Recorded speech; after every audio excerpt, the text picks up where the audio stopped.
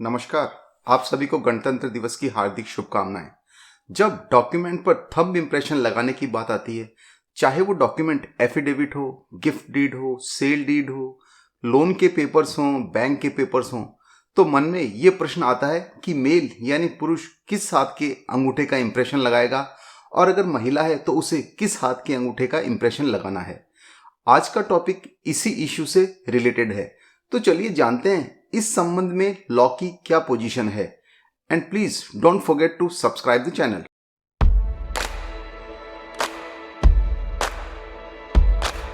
Thumb impression लेना लगभग 1903 में स्टार्ट हुआ था। हालांकि एंशिएंट हिस्ट्री में भी इसके प्रमाण मिलते हैं कि प्राचीन काल में भी थंब इम्प्रेशंस का यूज किया जाता था। फिंगरप्रिंट्स किसी भी क्राइम को सॉल्व करने के लिए बहुत ही महत्वपूर्ण रोल अदा करते हैं। थंब इम्प्रेशन हर व्यक्ति का, चाहे वो पुरुष हो या महिला, अलग अलग होता है और ये काफी यूनिक होता है और लंबे समय तक सस्टेन करता है, बना रहता है। इसीलिए फिंगरप्रिंट्स को आइडेंटिटी तय करने के लिए यूज किया जाता है। जब डॉक्यूमेंट पर पुरुष द्वारा थंब इम्प्रेशन दिया जाता है तो लेफ्ट हैंड के अंगूठे का इम्प्रेशन लिया जाता है और जब महिला का थंब इम्प्रेशन लिया जाता है तो राइट हैंड के थंब का इम्प्रेशन लिया जाता है।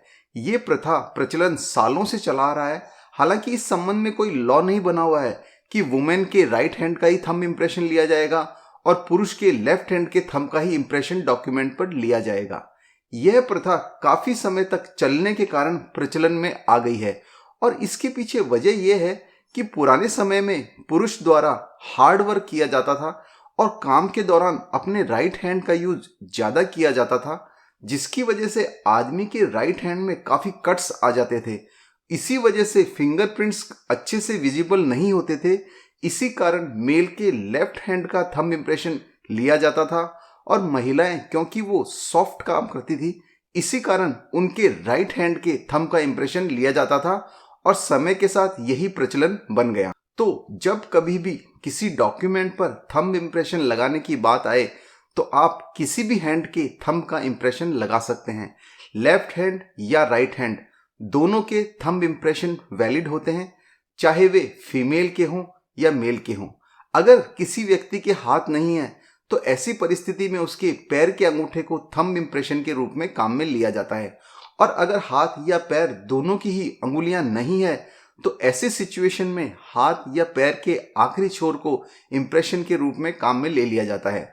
वैसे तो अब लिटरेसी काफी बढ़ गई है, इसलिए सभी लोग लगभग सिग्नेचर करने लग गए हैं और अब तो बायोमेट्रिक्स का टाइम आ गया है। अगर आपने ध्यान दिया हो तो बायोमेट्रिक्स में तो सभी अंगुलियों के निशान लिए जाते हैं। तो जब कभी भी डॉक्यूमेंट पर थंब इम्प्रेशन लगाने की बात आए तो आप बेझिझक किसी भी हैंड का, चाहे वो राइट हैंड हो या लेफ्ट हैंड हो, मेल हो या फीमेल हो, अपने किसी भी हैंड के थंब का इम्प्रेशन यूज कर सकते हैं। सो इस टॉपिक को यहीं कंक्लूड करते हैं। अगर वीडियो में दी गई जानकारी आपको हेल्पफुल लगी हो तो इसे लाइक करें, ज़्यादा से ज़्यादा शेयर करें और चैनल को सब्सक्राइब करना ना भूलें। यतो धर्मस्ततो जयः।